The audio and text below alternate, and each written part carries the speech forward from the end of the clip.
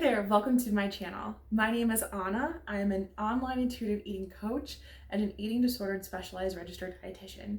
Today, I wanted to talk to you about the 4 different types of hunger and why you should be honoring all of them, not just your biological hunger. And just a quick trigger warning, I do talk a little bit about like calories and different type of diets and a little bit on weight loss. So if those something that might be triggering to you, if you have an eating disorder, disordered eating, you might not want to watch this video. And my usual disclaimer, this video is for educational and entertainment purposes only. You should always consult your attending physician, dietitian, any other clinicians before making any changes to your diet or lifestyle behaviors. Something that I've noticed when I'm working with my clients is that there seems to be this fear of hunger, this fear of eating. And usually one of two things happens. So either, what you've noticed is that you tend to eat more in response to your emotions. And because you've been dieting for so many years, that type of eating or eating in response to your emotions is seen as like a bad thing. And so it kind of, if you eat in response to your emotions, that might lead you into some guilt and shame, which can cause you to overeat. And that kind of just continues that cycle. Or I've noticed, you're the type of person where you're very regimented in the sense of you are only allowed to eat when you feel that physical hunger, that gurgling in your stomach, you start to feel lightheaded, maybe you have difficulty concentrating, or you get the hangries where your mood gets all wonky. What I've noticed is that if you're in that kind of wheelhouse of fearing hunger, especially if you've had years of restriction, it's really hard to recognize when you're experiencing that biological hunger because our signals are so weak that you only notice them when you're really, really ravenous.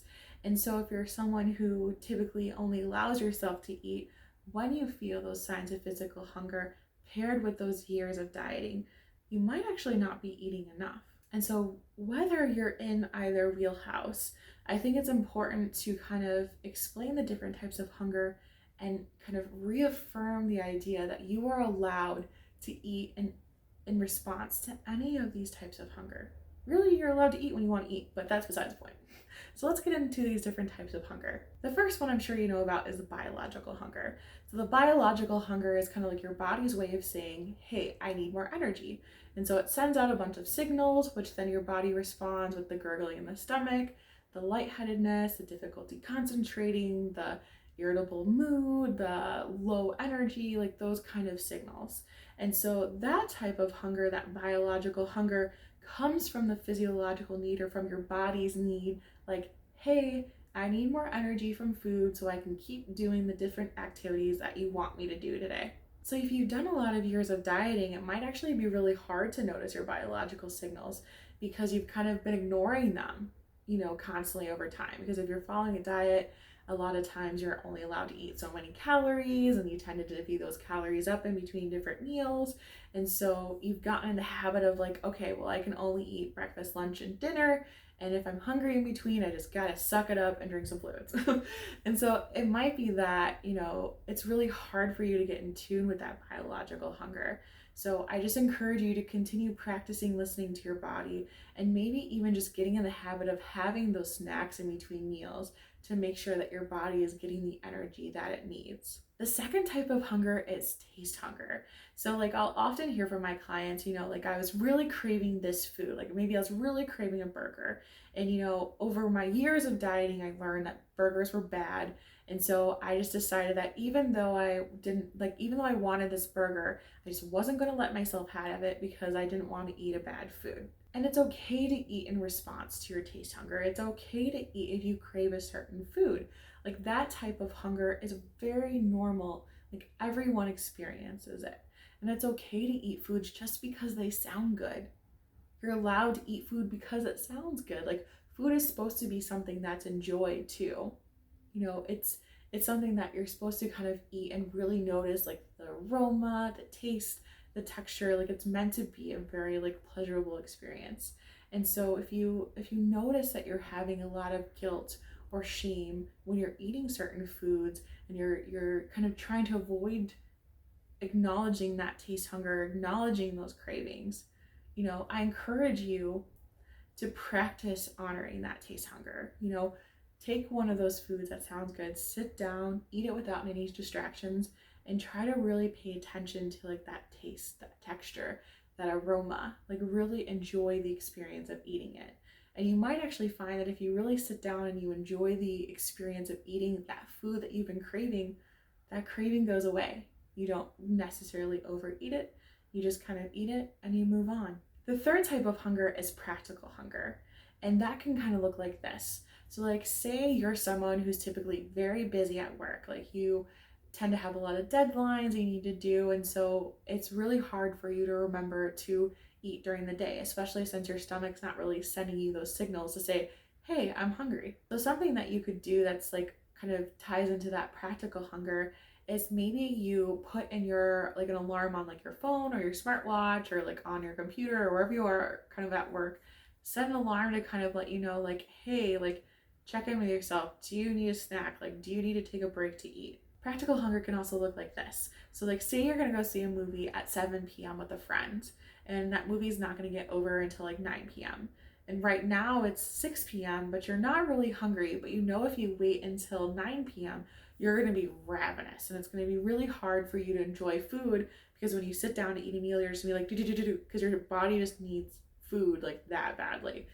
And so practical hunger would look like, even though that physical hunger isn't there, you still eat a meal because you know if you wait too long, your body's going to be in that ravenous state, in that really uncomfortable hunger state. And if you were to actually wait until eating after the movie and wait until you're in that state of ravenous hunger, it might actually increase, your chances of overeating because your body just desperately is asking you for some energy.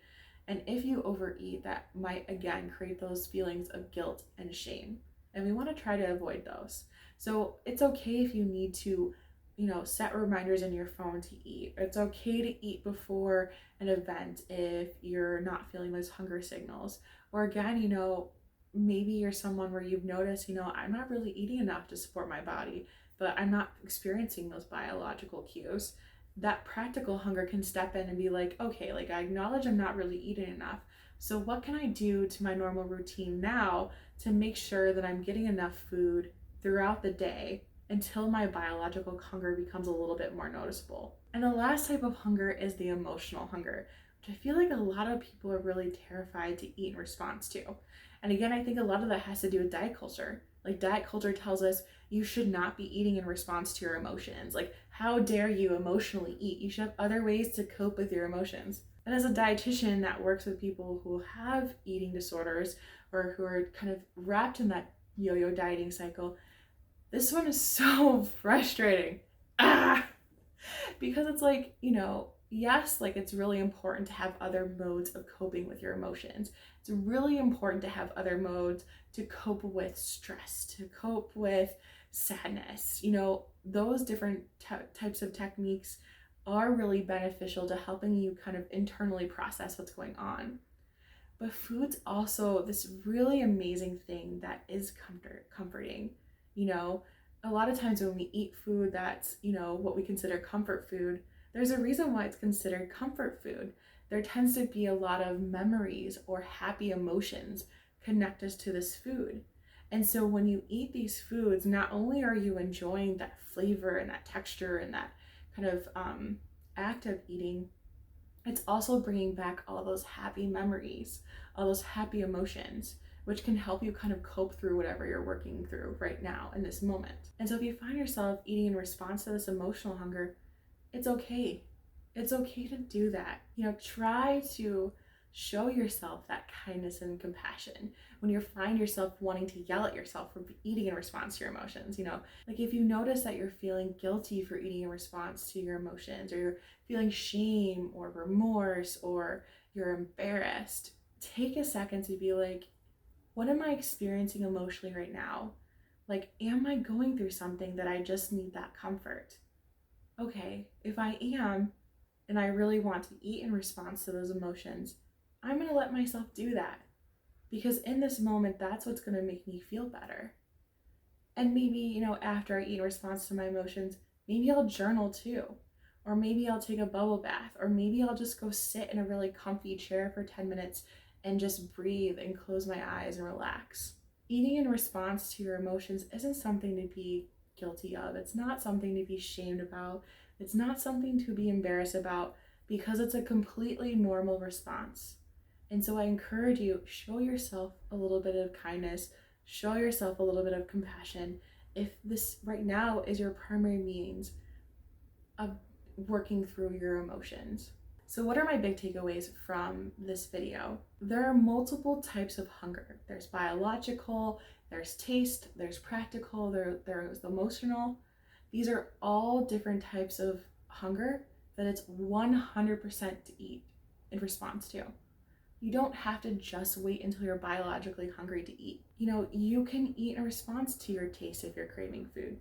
You can eat in response to being practical because okay, I need to eat, I need to nourish my body. And you can eat in response to your emotions because it's okay to cope with food. And if you feel like you need that additional help to kind of allow yourself to eat in response to all those different types of hunger, I highly recommend, reach out to me. Let's chat, let's talk on the phone, let's figure out how we can help you. Or even too, I have a Facebook group where I help people learn to find that freedom in food. And I can link that down below too. I really hope that you enjoyed this video, you learned a lot, and hopefully in the coming weeks you'll allow yourself to eat in response to the different types of hunger. Please consider subscribing to my channel so you don't miss any more of my videos. And feel free to follow me on Instagram or TikTok, where I'm constantly creating content to help you on your journey to finding your intuitive eater and getting rid of that diet mentality, because diets suck and they don't work. Let me tell you. And until next time, remember to be kind to yourself. Bye.